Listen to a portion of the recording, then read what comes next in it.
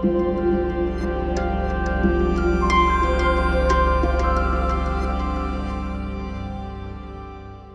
you so much for coming. I know it's very tough after a week of GDC and GDC parties, so I appreciate everyone that's in the room this morning. I want to welcome to this panel that is kind of virtual, so it's kind of ironic that we are trying to talk about the metaverse in a virtual way with you there. And I want to present the fantastic people that here's with me, and I will allow them to present themselves. So anyone who wants to start, maybe Andres? Yes, my name is Andres Guadamus. Unlike what it says there, I'm no longer a senior lecturer in intellectual property at the University of Sussex. I've been promoted to reader. I have no idea what that means, other than it's the same salary, but slightly different title. And now I Sounds impressive. Exactly. Sounds impressive. Avi? I am Avi Barzev. Nobody knows my company, Reality Prime, because it's a small consulting company. But they do know the projects that I've worked on in the past. So I'll just mention that I helped start the HoloLens. I worked at Apple. I worked at Amazon on Echo Frames, and have been working in AR and VR for about 30 years now. That's amazing. So glad to have you. Dylan? My name is Dylan Urquidi, as is noted on the slide here. I'm a research engineer / designer and a deeply passionate individual that's been focused on creating realities and building VR experiences and advancing the technology thanks to the support of the Unity Labs research staff and my team. My work was recently presented at MetaConnect, and we've got a few new projects that will be debuted next year. So I'm just excited to be amongst this awesome roster here and explore the future. We are so lucky to have you here. And then we have Kurt, another huge name in the digital rights frontier, maybe say. Thank you much. My name is Kurt Opsahl. I'm the Deputy Executive Director and General Counsel with the Electronic Frontier Foundation. I'm also part of the EFF teams that have been working on decentralization and extended reality issues. As you know, EFF, our mission, we're trying to protect and preserve the rights we hold dear while moving into the future. We'll chart the course for a future where technology will enhance our lives and preserve our human rights. I have been a deeply admirer of the work that EFF has been doing for years, so it's a pleasure to have you all. And to start our panel and our discussion, I prepared some things to put everyone together in the same page. I can see hands because we don't have a camera, but I guess that a lot of you have heard about these words in the past months or the past year. We are building in the metaverse. We are building a metaverse because the industry has this shift that now everyone is building a metaverse, and maybe we don't even know what it is yet. This, of course, we know that started with the book, at least the concept and the word. And then we have a lot of references that are going into pop culture, about simulation theory, about new realities, about virtual realities, and how are they portrayed in the pop media, in the culture. And also, we were saying that we still don't have a definition of what the metaverse is, a consensus on it. Somebody said that it's an embodied internet. Other talks about this as the next evolution of the internet. We are here to discuss that if it is something new or it's just essentially the same internet, but now in 3D. Also, another thing that everyone is kind of debating these days is which are the defining characteristics of the metaverse. Because at this point, we are, as we were saying, creating some realities. And for those, I don't believe that in the audience that is anyone that hasn't heard about the metaverse, but maybe picture the good place and how they constructed this reality. And we want to talk about the ethics of creating this kind of virtual places and this kind of everything by design places. Also, we have been reading about the opinions that the industry has on the metaverse and the technologies around the metaverse. And this is from the GDC State of the Game Industry, that about 1/3 of the responders believe that the metaverse will not deliver on this promise. So we will see if we can or cannot change your mind. Also, we don't agree in the name. Sometimes it says metaverse. Somebody says metaverses, talking about a relationship like websites and the internet. And also we have big topics to discuss today because we are kind of being sold into that there is only one version of the metaverse, or at least the one that is being presented in the media.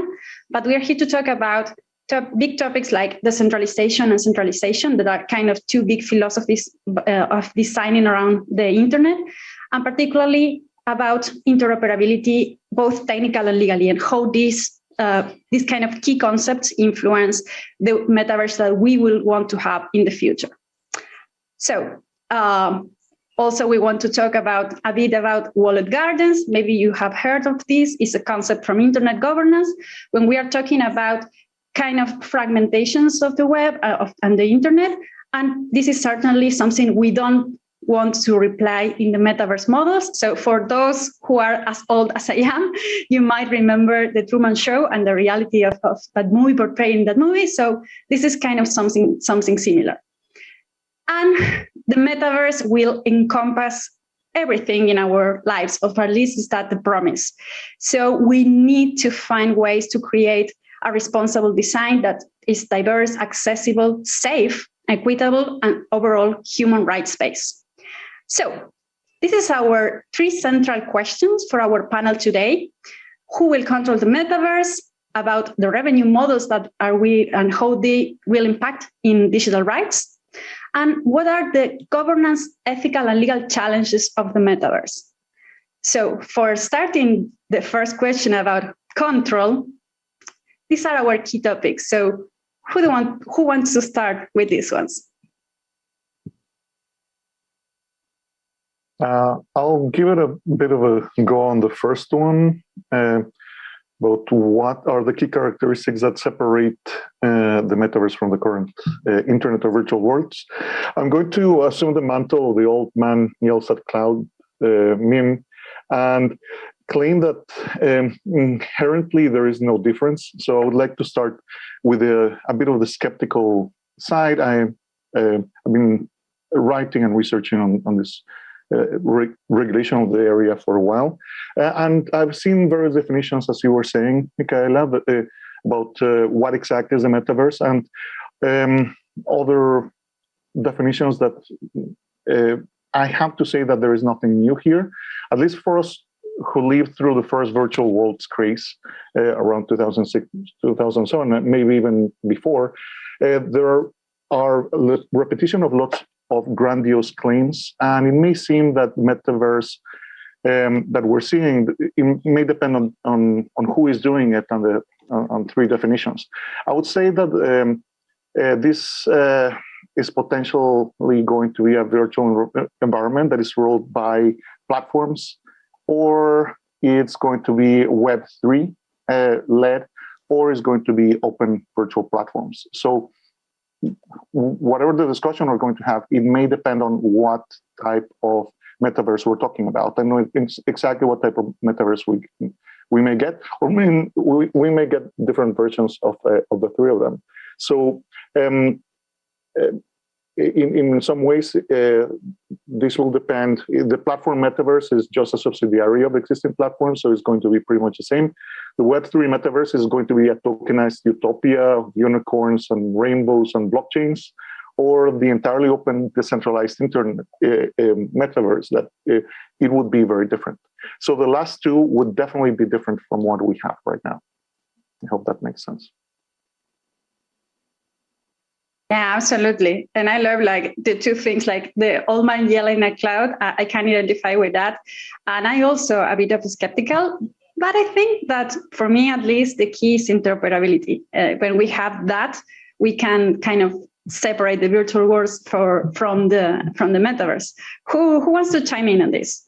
If I could add something on in addition to that, I think there'll be a very important transition that can be controlled by entities that might potentially seek to very specifically mandate APIs that they can copyright and they can control, that could take us away from the current internet paradigm and divert us from the promise of Web3 through that practice. And I'm seeing whispers of that.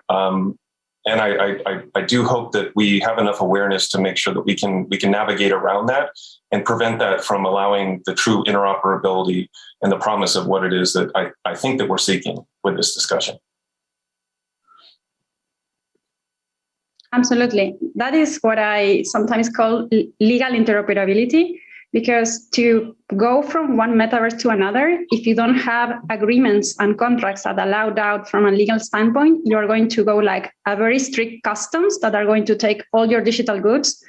And also you need technical interoperability, because you need a technical architecture that allows to portray the object and the functions of the object in another software environment.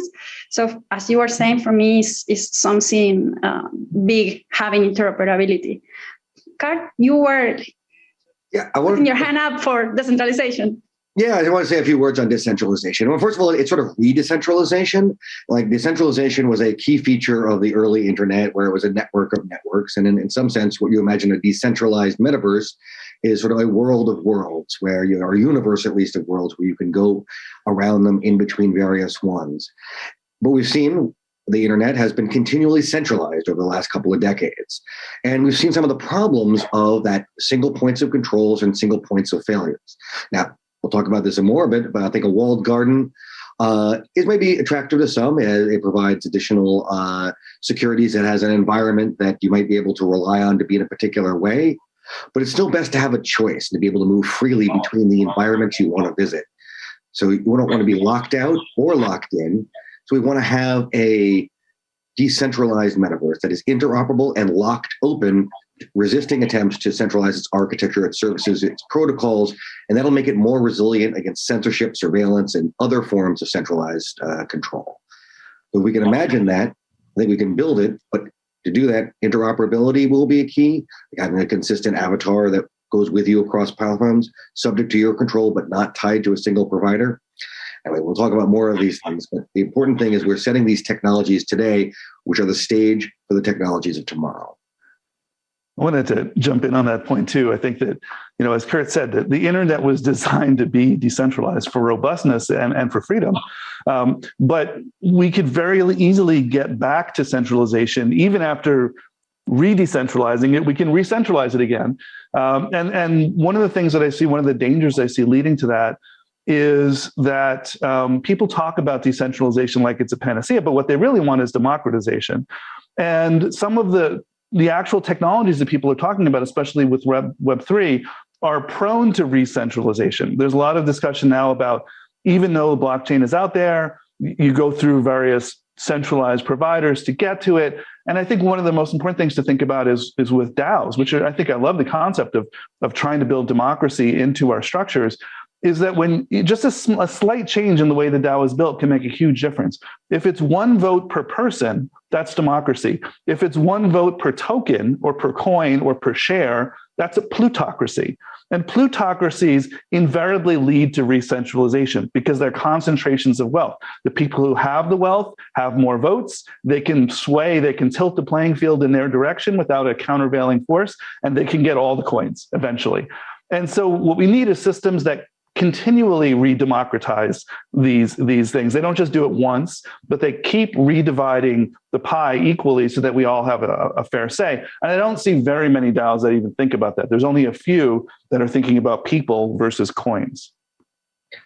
Just a side note on that, for those who are in a DAO that is set up as a plutocracy, as Avi's saying, where it is done by the amount of tokens you control, you should look through the history of corporate governance, because that's basically the model of shareholders. And we have had hundreds of years of issues in corporate governments. I think there's a lot to be learned about mistakes that were made there that can be applied to setting up a system that deals with that, cares about minority shareholder rights, or as Avi says, just go straight to actual democratization where it is one person, one vote.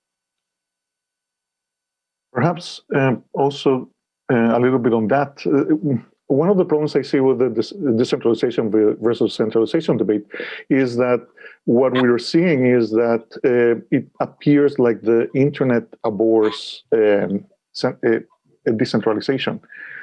We created this network for decentralization with decentralization in mind, but it keeps wanting to become centralized and become centralized. I think that there are various reasons for this.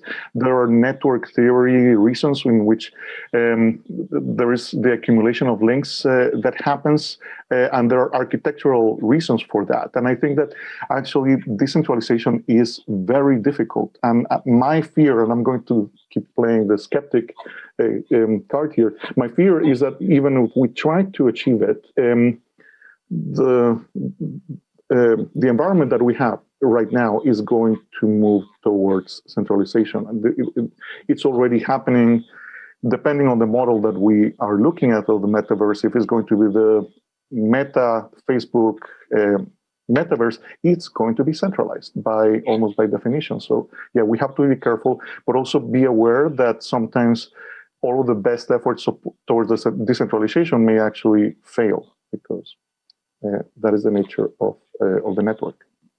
Sorry, I'm going to be very skeptical. That's fantastic. Yeah, I think that these are real problems that need to be solved. Like, some of the advantages of centralization are like a single point where you can have a team of security engineers who are making sure that it is up to date, that they are putting out patches, improving it. And we have to make sure that if we have a decentralized system, it is also secure.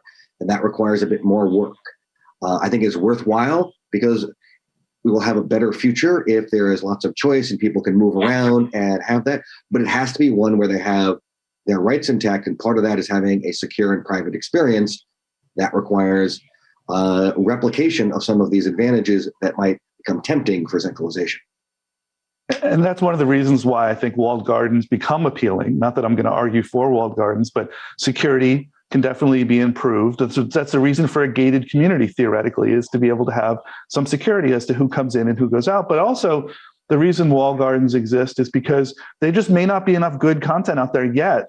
I think initially we should expect walled gardens to happen because it's much more economical to build up your own content first until you get to a certain point. Like we saw with CompuServe and AOL, you get to a certain point because there isn't enough out there that you want, that you feel is good enough. But at a certain point, everything else out there becomes way better than what's inside the walled gardens. And that's when the walls need to come down, because people are going to leave your walled gardens to go out and explore the world when the world becomes richer and more interesting than what's within the gardens. And we'll see the same thing here again. We'll see a whole bunch of walled gardens.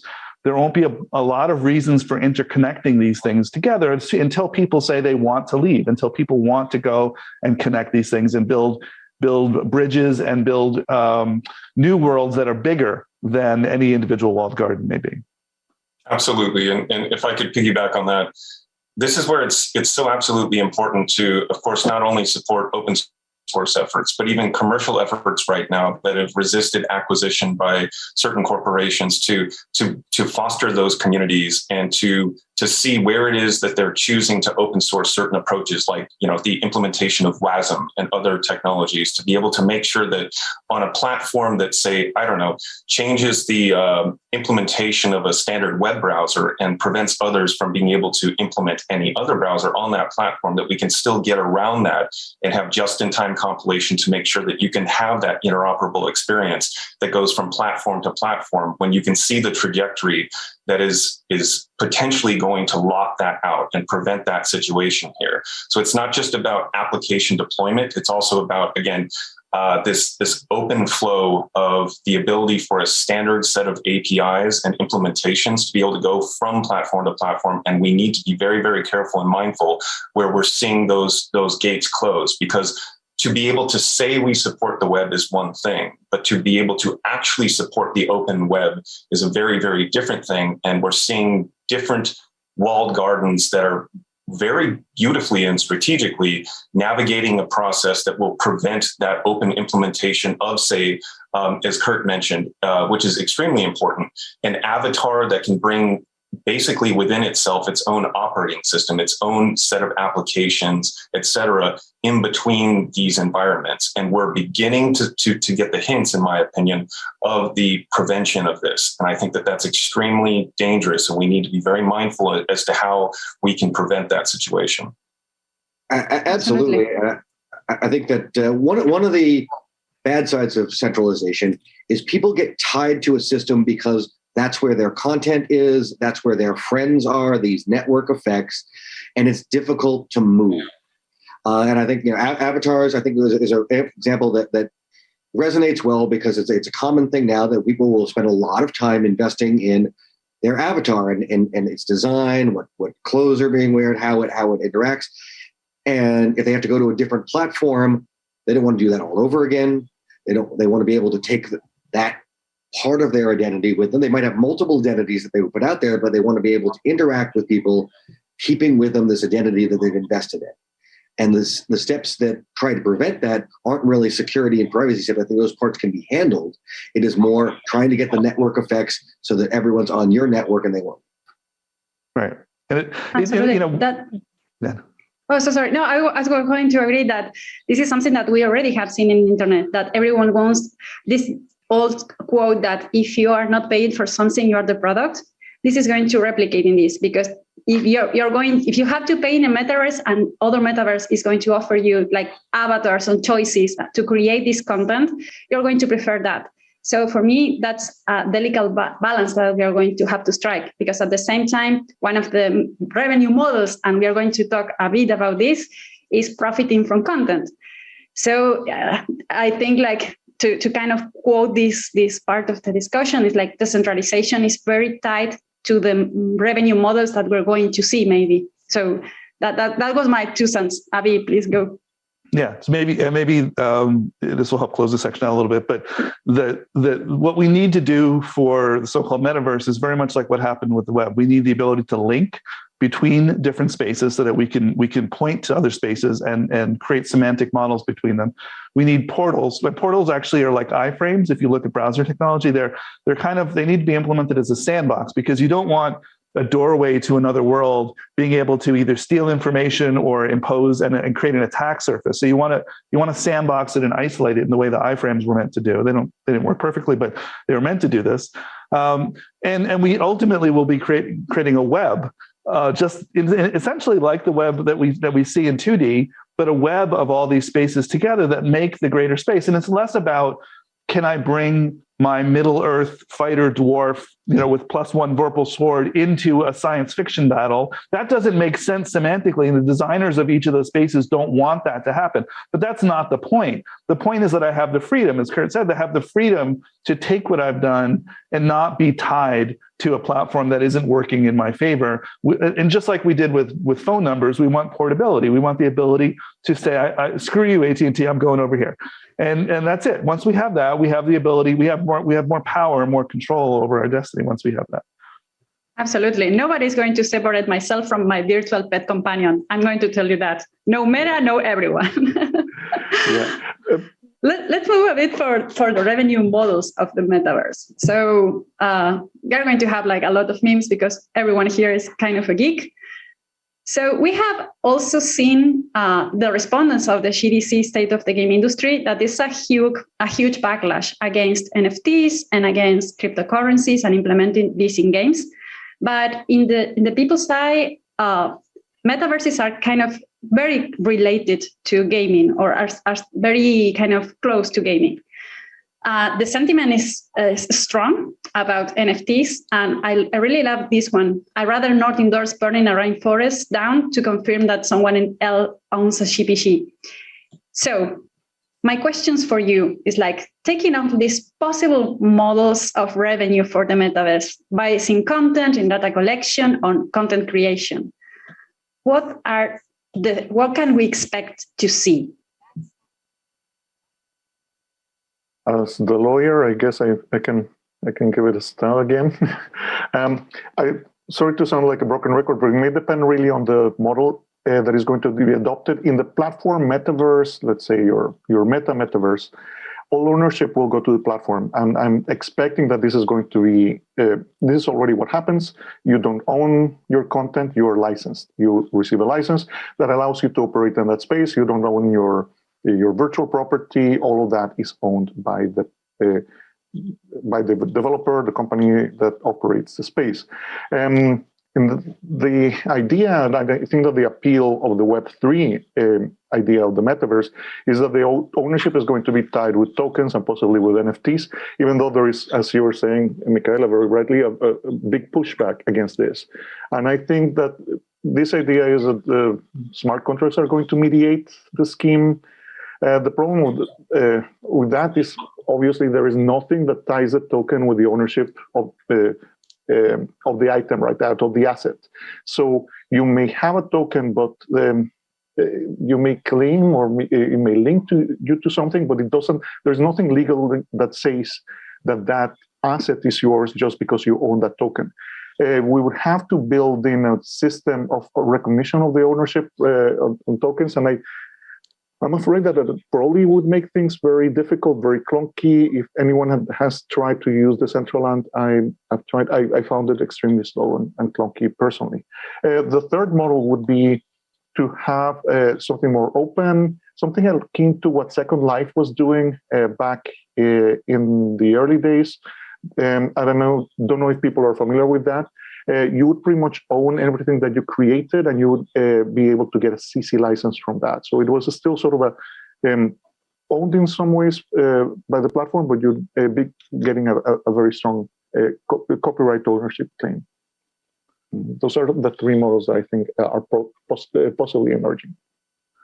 So I worked on Second Life, and I don't take any credit for the ecosystem stuff that Philip Rosedale really spearheaded. He brought in actual economists and did a really great job of trying to create a virtual economy that could thrive, that didn't suffer from inflation or deflation.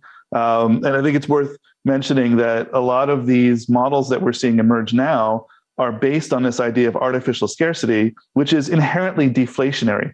The whole idea of buying an NFT today in the hope that it's going to triple or 10x in value or go to the moon is inherently deflationary, and it causes people to buy things and hoard them. What we really want is a model of abundance. And Second Life had that. It had the ability to copy things really easily, and people made money. People, in fact, made more money per person than they do today off of a lot of these other systems, and including Roblox and other UGC systems. And not only that, but the company made more money per person than the companies today like Google and Facebook do off of advertising models. So it didn't scale because there were only millions of people. There weren't hundreds of millions of people, but it was a good model, still is.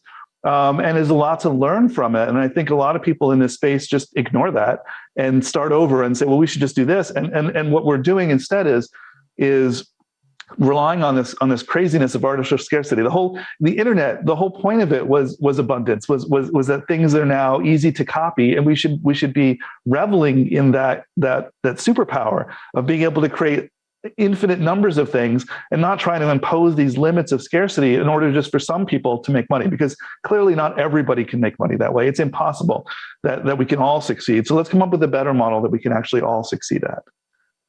As a Star Trek fan, I support that wholeheartedly, because I think about the replicators and I think that we could replicate everything at all kind of zero marginal cost. And we are trying to do the opposite here, because we are trying to create artificial scarcity and close, as you were saying, something that is inherently possible in the digital world. Another interesting thing is, like, you were talking about Second Life revenue models, and what we are seeing in the platforms that today deal with user-generated content is like the opposite model. It's like taking what people create in those platforms and trying to appropriate that. And I think, as you were saying, this is going to suffocate the creativity that we need in the metaverse. There's a meme that went around for a while that you wouldn't download a car. It was like a campaign against downloading music. And of course, you would download a car. And now in a metaverse, you can download a car. But I think we can take some lessons from that. Is that I guess people do want to have that. They want to have a car that they can download. And if you make it a reasonable fee, a convenience fee, or you pay a subscription and you get some assets to things, there's a revenue model there. But if it's a revenue model that's trying to make it so that you have to pay for your downloaded car something akin to what you would pay for a real life car, like, you'll get a few people to do that, but that's not creating a better world. They're trying to replicate, as we were saying, like replicate the scarcity of our world. And one of the challenging things that there was is the internet has basically zero cost for copying things. And a lot of our old world revenue models are based on it costs money to buy the materials, put them together, get them to a store, ship them to your house or whatever, all of these costs. And the internet makes those costs low. And so the good world that comes out of that is that like the creators and innovators behind it can get a larger chunk of their revenue stream than they currently get, and people will be paying less for it. And the right-click mentality is out there, absolutely. And that's also something that people have to realize when they're getting involved in an NFT. You should really understand what it is. It's a notation on a blockchain that says something, often pointing to a URL. It is not a copyright in what it is on that URL. You do not get any rights transferred to it. You get a notation on a blockchain. Now, sometimes that is a cool notation. It's the only one of that. It's like getting an artist to sign something. If it's the original artist and they give you an NFT of a piece of artwork, that might be similar to a physical signature on a piece of artwork that you buy in an art gallery. But if you're thinking you're getting ownership in any traditional sense, like a legal sense, that doesn't happen inherently from an NFT. My question is, because I'm going to take advantage that there are a few lawyers in the room, and IP lawyers and copyright lawyers for the worst, to ask this: is there any way you think that we can have ownership attached to an NFT? We can create this setting in which we can transfer copyright through an NFT. Andres and we were talking a lot about this on Twitter, because we all seen what happened with Spice DAO and their confusion about copyright and what at the acquisition of a book, if they can, what they can and can't do with copyright. And there is this thing that is very confusing for people, like actually owning an object and having the digital rights, the intellectual property rights that go with that. So do you think that we can technically solve this to have, technically from the legal perspective, solve this to have true ownership attached to an NFT? Well, go ahead, Kurt. I was going to say, for sure, from my U.S. copyright law perspective, you basically have we have a copyright registration system. In order to file a lawsuit to enforce your IP sites, your IP rights, you need to register the copyright with the Copyright Office. You could imagine a system in which you are registering that instead of with the Copyright Office, registering that on a blockchain, because that is an instance in which you want a permanent record. That's a feature that the blockchain had. But it would have to be like a better system than the registration system with the Copyright Office, which could probably be improved, but is actually a pretty simple and cheap system to use. And it's the only one that is enforced by law. So if you have an NFT that says this copyright belongs to you and you try and then sue over it, it doesn't matter unless you also have a copyright registration. Yes, in other countries we don't have a registration system, so in some ways it could be both easier and more difficult, because the transfer of copyright then it has to have certain types of formalities. In the UK, for example, it needs to be the transfer of copyright has to be in writing and signed. I think that you could possibly argue that the signature, you can use something like your wallet to sign something, that could be acceptable. But I cannot see an NFT or a smart contract fulfilling the requirements of in writing. So I cannot see this working, at least on the current framework. The only way I can imagine some potentially using NFTs is to create a new format in which you can build in sort of a DOM contract into the system, in which the NFT links or contains also in the smart contract a transfer of ownership. That is the only system that I can see, but you'd need to change the current standards that you have. So it is possible. Or it's also possible to have ownership or transfer ownership of on-chain items, items that exist only on the blockchain, but those are extremely rare and very expensive. There is a cost that goes into uploading information into the blockchain. So I can see it right now. It's not possible. It's potentially viable. I think that you can probably build hacks around this, have a normal contract accompanying the creation of an NFT, et cetera. But right now in the system as it stands, it's very unlikely that you would be able to manage that. If I could add something in the intersection in between revenue models and, say, copyright, given the topic, I'm personally working on, and I'm working with a number of other individuals that are working on in a sort of inversion model with NFTs, where you have an experiential economy that creates an NFT that lets, for example, say it's an application or a virtual reality experience. And the participants that spend time in that experience are both investing some type of currency at that point, but potentially also accruing a localized currency within that specific NFT. And at that point, I can at least speak to the projects I'm working on, the individual that spends that time there is also able to sculpt and reshape that NFT in sort of a remixed form that can be, that will go with any exchange of that NFT to another owner at that point. So I think that we need a new concept of copyright in the sense that needs to be far more dynamic and far more agile, in that individual that, let's say you buy my NFT, you shape that experience and remix it into your own form. Someone else spends 1,000 human hours in there. They've accrued a different set of value. There needs to be this attribution financially and, say, copyright-wise, whatever, something that can be legally defended, I think is what we're coming down to, because that's really all that matters here. Otherwise, you're just making the claim. There needs to be something that, as it transfers from owner to owner, that we accrue this value that carries itself amongst user to user to user, buyer to buyer to buyer, and is automatically attributed to anyone that played that role in that process there. And I'm not seeing that in the legal spectrum right now, but it's coming. The next generation of NFTs will not just be JPEGs. They will be experiences that accrue value based on individuals that spend time in there at a certain point. And I think we need to prepare for that, because I don't think we are at this point. I'd like to see a radically different system. I mean, a lot of what you said resonates with me, but I think, and I don't call myself a game developer because I've never shipped a game title. Second Life is probably the closest that I came to that. But I think I know enough game developers to say it. I think the game development community has been very open about ideas. The whole idea has been, to create a genre of games and people riff off the same ideas. And of course, people make money at it, but it's been a very open community, very anti-IP protection, and things like that. And I love that about it. And I think that what we could imagine is a world in which we don't worry so much about ownership, and we don't even worry so much about copying, but we worry about giving credit to who created ideas. We focus on the creators of the idea, which I think copyright law seems to be meant to do. The idea that even before I register with the Copyright Office, just publishing something implicitly gives me some protections.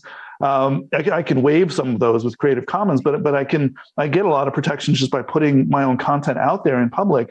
And I think the idea could be, if we could just do a better job of keeping track of who came up with what ideas and then who modified which ideas. So what is the authorship chain of ideas? So I take something that Michaela said or wrote or painted or whatever and improve it.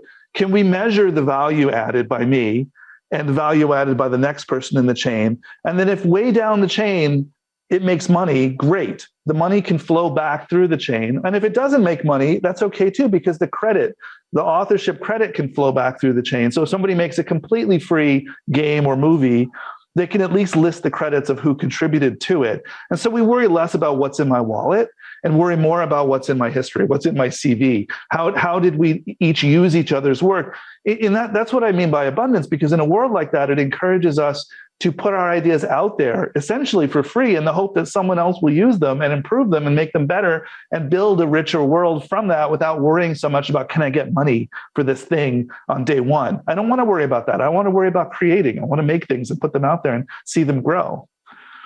I absolutely agree with that. And also I did some research in something that is kind of technical on copyright, but it's called the negative areas of intellectual property. And I totally agree that the video game industry was, as a whole, a lot of permissive on the uses of video games. And thanks to that, we have streaming and we have esports as two burgeoning industry that were built on top of video games. And also, we have seen that there are alternative revenue models that can work, because sharing content is the model of the social networks. TikTok has this model. Doesn't matter who kind of is copying it, but it does matter who created it, and who added the value along the chain. And also, we are living in a culture that kind of glorifies repetition, because we are seeing these trends of people doing the same dances, which in the eyes of a copyright lawyer might be an aberration. But this is the society we are living in, and how people choose to consume content. So I totally see that the video game industry can spearhead this kind of change into other areas of copyright. Yes, sir. Now to see. Yeah. As you mentioned, TikTok, one of the things I think has been really impressive about TikTok is this, where someone will sing a song and then someone will present their TikTok, which is a duet with the first song, and then someone else will come on to harmonize with that. And each one is making the song sort of a richer and deeper experience. And I think that's sort of what you're talking about. And, it's done singing on TikTok. It's maybe done with dancing as well. But you can apply that theory, I think, to video games, to other forms of content. Each one build on it. Absolutely. And let's go to the elephant in the room, the big challenges ahead. We know that we all love cats, so I included this talking about how are we distracted by 3D virtual cats while humanity in the metaverse is kind of catching fire. So our questions for ending this panel today are these that by no means are easy. What are the legal and ethical challenges that you foresee ahead, and what kind of are like the more urgent red flags that we need to be paying attention to?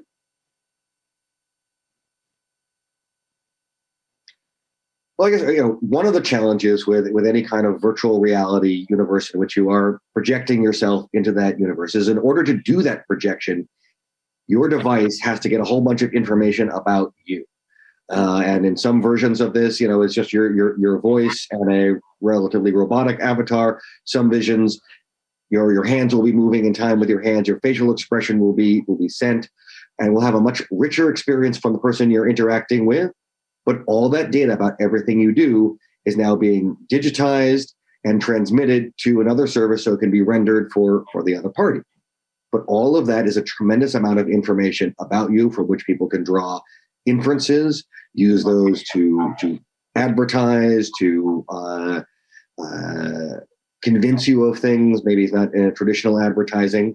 And you were mentioning the Truman Show earlier, which is an example of sort of a very dystopia of a world. It was not a virtual world in the modern sense, but it was basically a world in which all the interactions were being shown to one person, that were being acted, that were being portrayed to create a universe designed for them, but designed to control them.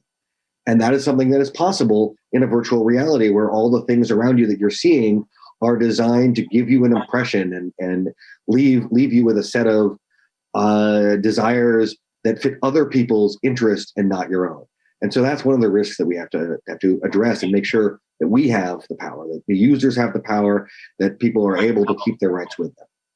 So this isn't, absolutely agree with that. And I would say this is, of course, given the slide and the topic here, absolutely important topic. I strongly feel that we need to approach an environment technologically where we give zero trust to corporate entities. We give zero trust to governmental entities. And this needs to happen with the implementation of zero knowledge proofs. This has to happen with the implementation of homomorphic encryption. For example, in the case of Face ID could be done right now with private biometrics. Those aren't just two words. That is a very specific technology that uses homomorphic encryption to make sure that not only is it more bandwidth efficient and computationally efficient, but there is no storage of the original image that was captured on device. Any company that tells you that they're protecting your privacy, for example, with something like Face ID, and they're not implementing private biometrics, is the specific example of what I'm speaking of. This needs to be codified into law. This is one of the reasons why I'm one of the major backers of the XR Safety Initiative and a number of other groups that are aware of this. And they understand that what Kurt mentioned there cannot occur as technology goes from the HMD, which is still external, to whatever will eventually be implanted within us if we accept that. We must make sure that computation occurs without decryption. Encryption must occur, and it must be mandated for anything that will actually be evaluating anything that we express externally or internally. I've already proven demonstrations with multiple HMD devices that demonstrate that we don't need, for example, as Kurt mentioned, in a social scenario with interaction from one user to another, that never needs to be decrypted from device to device. There is no provider that actually needs to hold that data in a raw form. And for as long as we don't fight to make sure that we're protecting that constant encryption in between those stages, then we open ourselves up to any form of manipulation of our consciousness that we probably, some people may want it, but we probably don't want in the longer term. And more importantly, we wouldn't want to imbue upon the next generations downward. We need to begin a trend of understanding that we can have pure computation on encrypted data that is never decrypted. And for as long as we want to build a million arguments around that, then we open ourselves up to exactly what I think that this slide is about, what it was that Kurt mentioned here. And any other discussion around that is great, but it has nothing to do with the fact that right now, today, we can make sure that computation can occur on encrypted data that is never decrypted from client to client. And when we talk about interoperable metaverses, in what scenario would we want anyone to be able to have any third-party entity to have any understanding of what's happening there, when right now today we can implement infrastructure that makes sure that we still have that same interoperable experience and nothing is decrypted. Everything else is negated, in my opinion. Pardon my strong feelings here.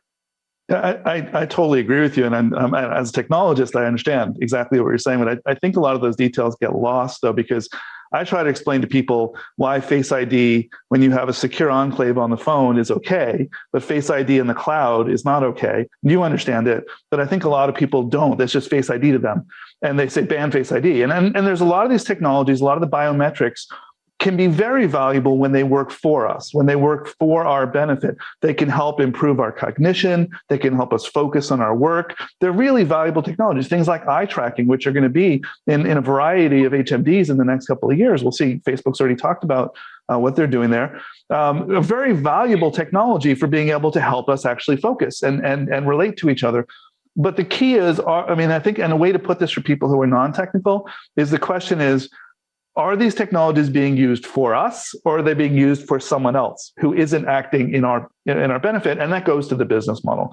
And the reason we have such distrust at this point, and why we shouldn't trust anybody, and I agree with you on that, is because they've abused it. In the name of the business model is going to lead companies who make their money off of advertising and other exploitive technologies. Not that advertising itself is bad, but the exploitive part is bad. They are always going to tend to want to extract this information from us and use it in a way that benefits someone else and not us. And so what we need to be banning is the exploitation. What we need to be banning is the manipulative use of this technology, not the technologies themselves, when they can be proven to be used to our benefit, to our personal benefit. And this even goes beyond consent, because it brings up the next question as well. If we just agree to it, it's okay. These things are so complicated, and even the scientists who work on the machine learning algorithms don't even understand how they work half the time, and they just work. And so you can't expect a layperson to be able to consent to something that the company doesn't even understand how it works. So we have to be assuming that we can't consent to these things, and we have to be proving that they're innocuous and that they work for our benefit. In the same way that the health industry has had to prove over years, first do no harm, first prove that you're actually helping people, and don't do experiments on people, don't do things that are going to harm their health, even though it still happens. We have laws about these things. We have rules, Hippocratic Oath, all these things push us in a direction of saying, don't abuse people. And we don't have that yet for all this cognitive technology, which can easily be used to abuse people. This falls a lot on Kurt's expertise, but a lot of the arguments that you are talking are kind of the same arguments we are debating when talking about facial recognition and artificial intelligence, about security, about people that is abusing these technologies, and because they can control it, and this kind of creates this technocracy where you don't understand these technologies, so you are being a subject to them. But this probably falls more on Kurt's expertise.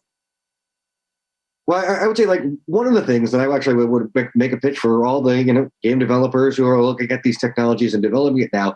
If you create a system that gives people that kind of trust that they can put their data into a system and feel confident about it, I think that's going to be a winning proposition. And one of the reasons why people are a little leery about Facebook getting into the metaverse is that Facebook has had a number of things that have broken trust in the past. And so getting ahead of that and saying, we're going to have a system where you have control over your information and it's for real, then that's going to be a better system. If people believe that that's true and you can back that up, I think technology, that does back it up, as Dylan was saying, but I think that also we need to have policies that back that up, looking at it from a legal policy and technology perspective to get to that. That was a great point to kind of close the debate. This has been amazing, and I want to kind of speak like for hours about this with each and every one of you, because you are such amazing, and my mind is blown of all the things you know and all the things and the doors you are opening. So we had to stop here, and we have 5 minutes for Q&A, for a brief Q&A. If someone has a question that we can answer in 5 minutes, which is probably not the case, but let's do it anyway.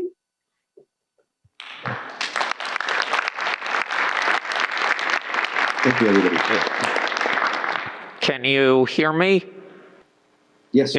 Yeah, I first off just wanted to say thank you for talking about this. I do talks on this stuff here in SF, and hearing other people talk about this is very valuable and confirms a lot of issues I've been seeing. My question is a bit about the biosensor stuff you guys just mentioned, which is for game devs. How do you think a good way of educating game developers about these biosensors and the ethical issues, since game developers want to have access to the data to use it during games? How should they implement biosensors to use this type of data safely and securely and ethically? I'll just take a quick stab to say that the first rule is never upload it to the cloud. Use it locally, and you can use it to improve someone's game experience, great, but don't save it. If you can avoid creating metadata from it, don't try to create metadata, especially don't use it for what you don't need, and just delete it, get rid of it. Don't store it, don't allow third parties access to it. Try to prove that every use of the data is for the benefit of the player in this case. And I would build upon that, absolutely agree with what Avi mentioned there. I spoke about homomorphic encryption previously, and that I've implemented it in a number of scenarios that are game-based scenarios at this point, where you can have computation on data that is exchanged between clients that is completely encrypted and is never decrypted. So anyone right now can go onto GitHub, pull up 1 million repos that implement homomorphic encryption in whatever your engine of choice is, or in some abstract library. You can do this today. You never need to decrypt the data in order to provide the personalized experience, be it a homepage or be it a game experience. You just have to make sure that at the other end, when it's decrypted on some other client, that it can't be siphoned off at that end either. But it would never be decrypted in this case. That's the difficult part, is you only get the end result of the operation that's performed on the data. Just to make it a concrete example, I know we don't have a lot of time, but let's say it's my face, and we're worried about identity theft. And so we have to create avatars, and we want to create eventually photorealistic avatars. So at some point, my face is going to be transmitted to you on your side, and we can encrypt it along the way, different kind of encryption, not exactly what you're talking about, but at some point it's going to get decrypted. And the client on the other end is going to receive it, and we have to be very careful that that can't be siphoned off and used for someone to then pretend to be me and impersonate me to my bank, for example, or something worse. Hi guys, I'm John McMath, also known as the Samurai Lawyer in the VR space. Really glad to see you all. My question is about the difficulty of communicating technological specifications to lawmakers specifically. You guys have talked a lot about the need for legislation. By way of analogy, sometimes I have to explain to a judge or a jury around here what mass spectrometer is or how DNA testing works. And that's when you start to realize that there can be that disconnect between the lawmaker and the scientific grasp or sophistication. So I'm wondering if you guys can address how do we bridge that gap? Can go a quick on that. That for me, I do a lot of work in education on policymakers, but also on regular people. And I think that one of the keys is trying to make people understand through simple analogies and trying to make them feel welcome into the technology. Because for a lot of people, when they hear technology, and particularly people that come from like law and other areas that are kind of more social, they tend to close down. So you need to translate the abstract ideas and the concepts and the importance of this, not only just, and kind of bring those difficult technical terms into in a way that they feel welcome to understand that.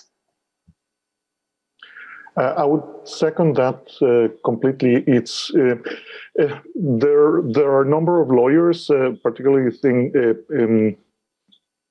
I think in academia and also in policy, that try to specialize in explaining technical issues to a legal audience. That sometimes it's usually us, the geek lawyers. It is very difficult because sometimes you have to get past that perception that, oh, this is something, it's either complicated or I don't need to know about this, or even worse, the filter that already exists is lobbyist. It's sometimes very difficult that the technology is being explained by someone that has an agenda and is getting paid to do that. So it's sometimes a very thankless job that I can only say that, videos, all sorts of popular engagement that you can do as a technologist that can be understood by lawyers and by lawmakers, it's useful. It's very useful. I've used lots of videos when trying to explain things to policymakers to make it easier. And the more content that we can have access to, the better. I've just tried collaborating. I'll collaborate with lawyers whenever you want to help try to explain these things. And I think what matters is not just to simplify the tech, because otherwise, if you simplify it, you wind up with some lawmaker talking about a series of tubes and not really understanding the details. But if you tell in terms of stories, and you imagine you're walking down the street and this happens, and then this happens, and then this happens, everybody can understand that. And so that's been the most effective way, is to turn these things into stories. And then what you want is the lawyers to come back and poke holes at it to say, is that really going to happen? Like, are you just dreaming, or is that actually really likely? And you got to be very, very clear about that, because you don't want to cry wolf. You want to really talk about the real dangers of what's likely to happen based on what we know and realities of things. I'll just add to this that it would be great if lawmakers, policymakers also employed technologists in-house that would help understand these issues. And I think we have a good set of geeky lawyers, several on the Zoom, but also on the side of policymakers, so that they can get that geek to geek protocol to transfer the information and have that be embedded in the policy. The policy is based on the actual technologies, not just now, but the ones that are being foreseen, so we can get ahead of it. I think we don't have more time, so thank you everyone for coming for this panel, and a big round of applause to our incredible panelists here.